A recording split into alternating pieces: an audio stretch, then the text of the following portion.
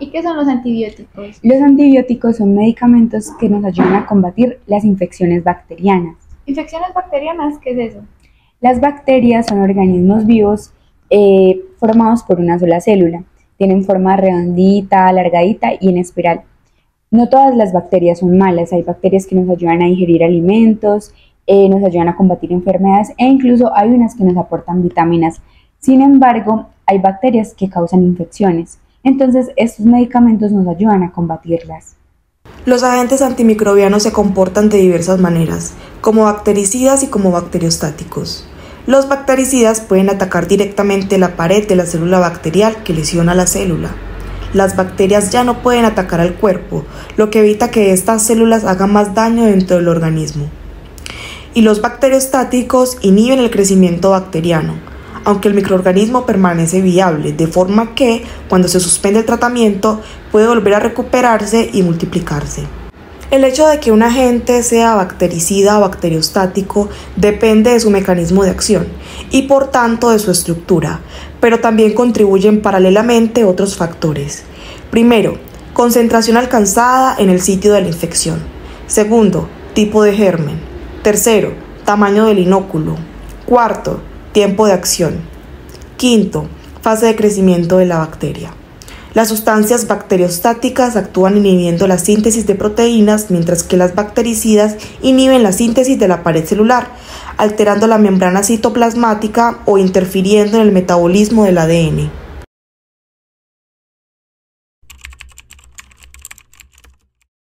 En la actualidad es muy poco probable que alguien pueda vivir su vida sin recibir algún tipo de agente antimicrobiano. La humanidad antes del descubrimiento de los antibióticos era muy diferente a la realidad actual.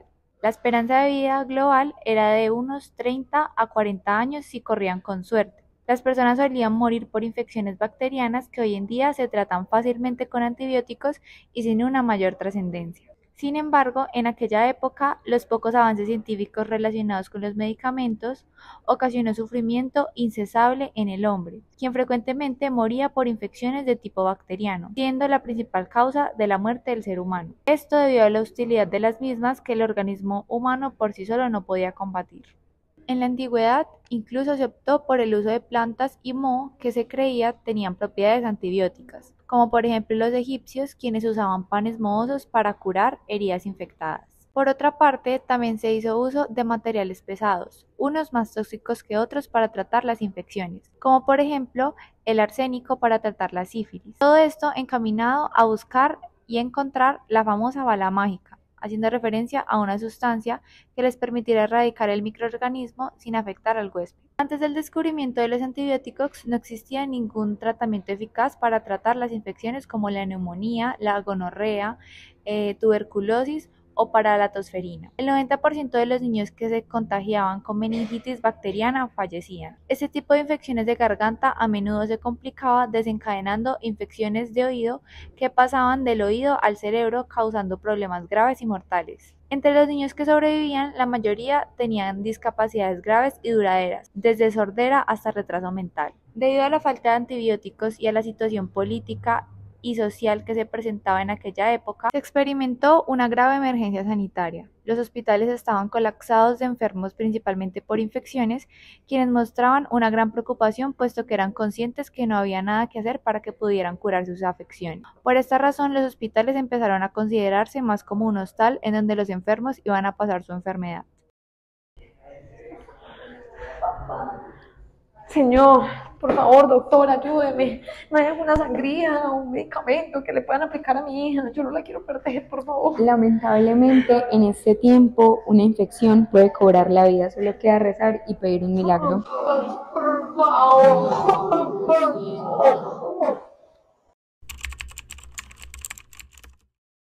Fleming nació en Lochfield, un pequeño pueblo rural de Escocia, en 1881. Creció en una familia de campesinos y fue el tercero de 4 hermanos del segundo matrimonio de su padre. A los 13 años fue a Londres, donde tenía un hermanastro que ya era médico y que lo apoyó para que estudiara medicina. ¿Por qué no estudias medicina así como yo? La verdad, no es mala idea. Lo voy a hacer. Está bien. Sí, más gracias.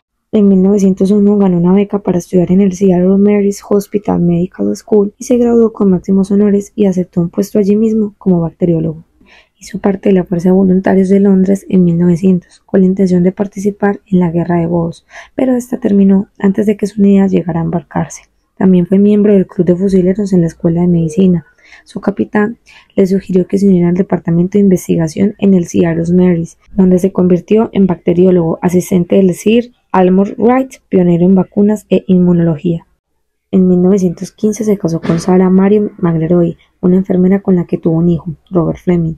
Sarah enfermó en 1948 y murió poco tiempo después. En su instituto, en Sea Marys Hospital, conoció a una joven griega, la doctora Amalia Kutsorovi, con quien se casó en 1953. Los dos descubrimientos de Fleming ocurrieron en la década de 1920 y se dieron de forma accidental bastante parecida. Descubrió la lisocima después de que unas mucosidades de un estornudo cayeron sobre la placa de Petri en la que tenía un cultivo bacteriano. Notó que las bacterias habían sido destruidas en el lugar donde había caído el fluido nasal. Así reveló que había una sustancia en la mucosidad nasal que era capaz de desintegrar las bacterias y que actúa como la barrera contra infecciones. El 28 de septiembre de 1928, Alexander Fleming hizo crecer un moho en un cultivo de Staphylococcus aureus de forma casual. Descubrió que producía una sustancia que mataba a varias bacterias que provocaban enfermedades mortales para la época. Su descubrimiento marcó el comienzo de la era de los antibióticos. Sobre su famoso descubrimiento, la penicilina, Fleming dijo una vez: "A veces uno se encuentra lo que no está buscando. Cuando me desperté justo después del amanecer del 28 de septiembre de 1928, desde luego no planeaba revolucionar todos los medicamentos al descubrir el primer antibiótico del mundo, o el asesino de bacterias, pero supongo que fue exactamente lo que hice". Alexander Fleming murió de un ataque cardíaco en 1955. Fue enterrado como héroe en la cripta de la Catedral del St.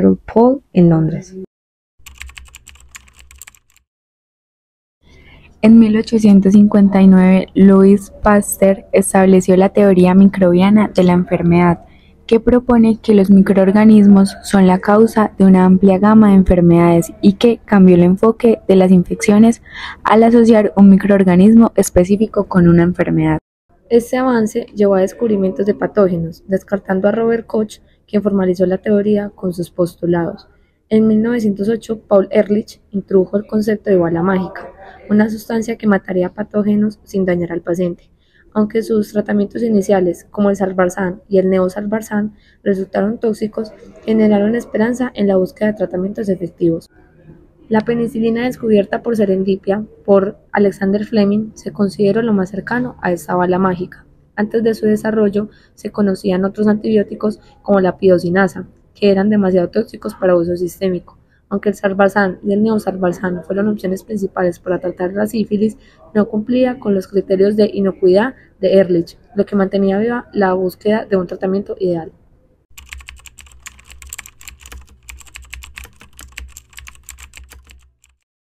Merlín, Sí, doctor. ay, estaba de vacaciones con mi familia, pero no, demasiado trabajo por hacer. Ay, doctor, ¿y el experimento? Ya voy a ir a revisar. Vaya a hacer por favor las cosas que le dije.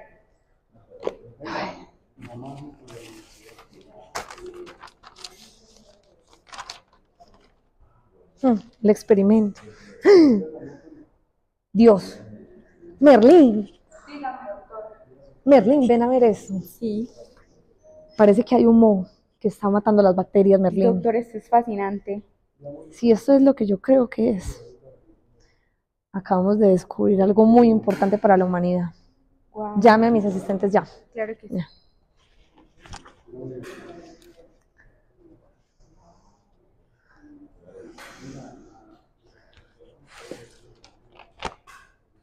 Una de estas colonias no había tocado el desinfectante y el cultivo había sido invadido por un moho que eliminó las bacterias a su alrededor.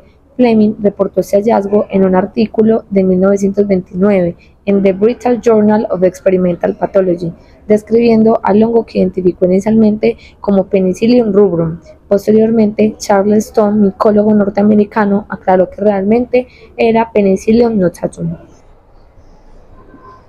Muy buenos días, doctor Fleming. Doctor Tom, ¿cómo se encuentra? Muy bien, ¿y usted cómo está? Muy bien, halagado por su visita. ¿A qué se debe?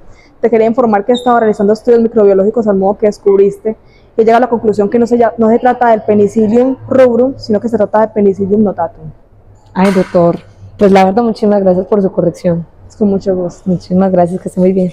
Fleming cultivó el hongo para caracterizar la sustancia, acuñó la palabra penicilina refiriéndose al filtrado de caldo de cultivo, indicando el origen de la penicilina a partir del penicillium. Al comienzo de la Segunda Guerra Mundial, Howard Florey y Ernest Boris Chain, investigadores de la Universidad de Oxford, se dedicaron a perfeccionar la penicilina descubierta por Fleming.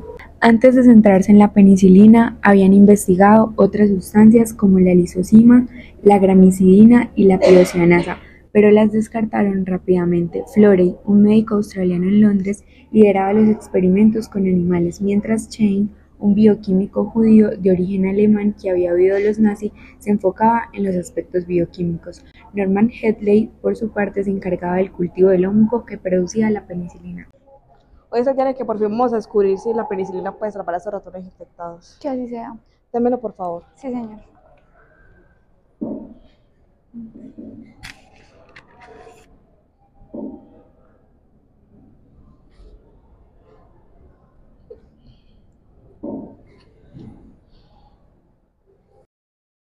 Doctor, mira, está mejorando. La penicilina está funcionando. Este es solamente el comienzo, hay que reportar los resultados. Claro que sí.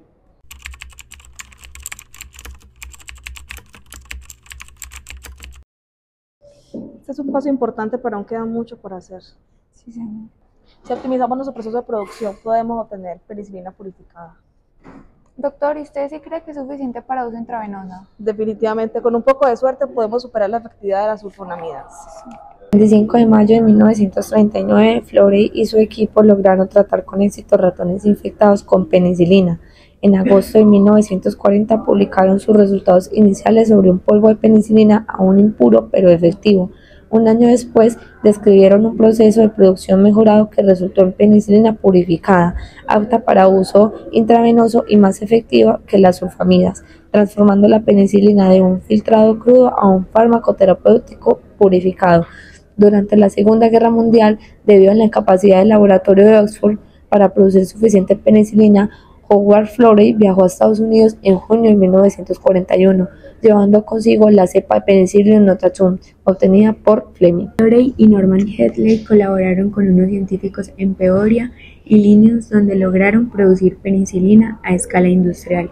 Usaron licor de maíz para aumentar el rendimiento y descubrieron una cepa más eficiente, Penicillium chrysogenum. En la Segunda Guerra Mundial, Estados Unidos entró a la guerra tras el ataque de Pearl Harbor el 7 de diciembre de 1941. La demanda de penicilina creció y el gobierno estadounidense controló su distribución para uso militar. Hasta abril de 1942, Oxford continuó produciendo su propia penicilina. La penicilina alcanzó gran fama y Alexander Fleming fue proclamado como héroe aparecido en la portada de la revista Time el 15 de mayo de 1944 y siendo incluido en su lista de las 100 personas más importantes del siglo XX.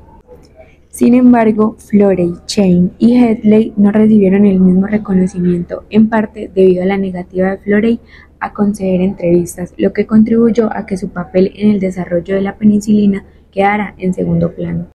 En 1945, Fleming, Florey y Chain compartieron el Premio Nobel de Medicina o Fisiología.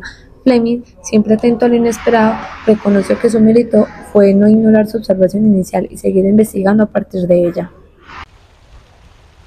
Hola, buenas tardes. Es un honor informarles a los ganadores del Premio Nobel de Medicina o Fisiología edición 1945. Hacemos un llamado especial a Alexander Fleming,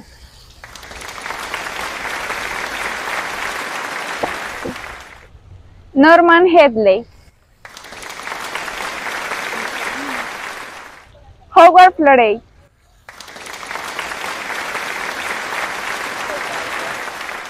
y por último a Boris Chain.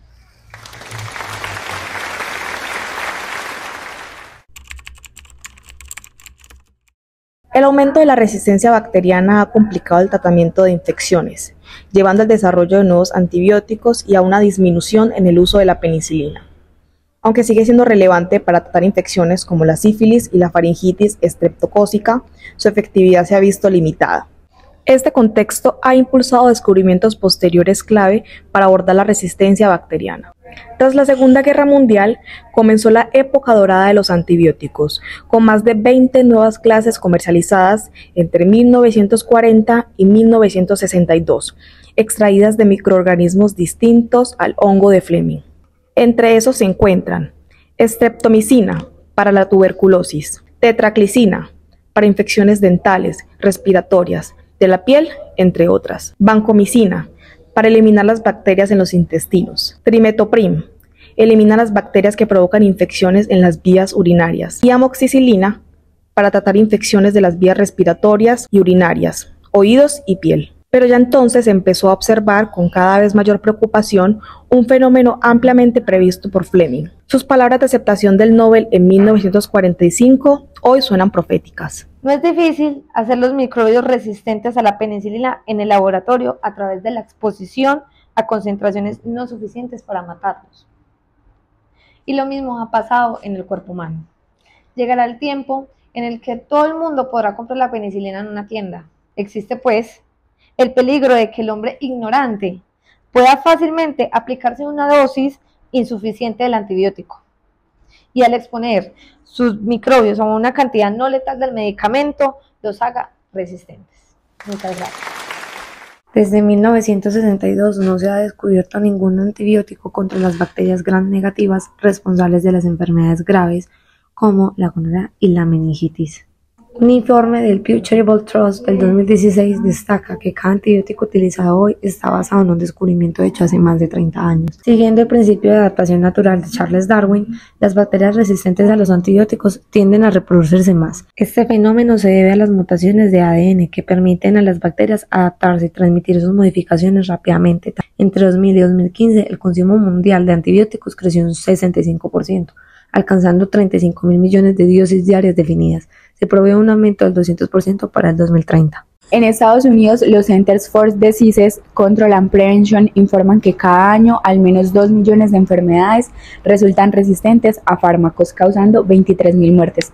En Europa y en Estados Unidos, 50.000 vidas se pierden anualmente por infecciones resistentes. Y a nivel global, al menos 700.000 muertes se atribuyen a la resistencia a fármacos. Se estima que para 2050 las muertes por infecciones resistentes podrían alcanzar los 10 millones anuales.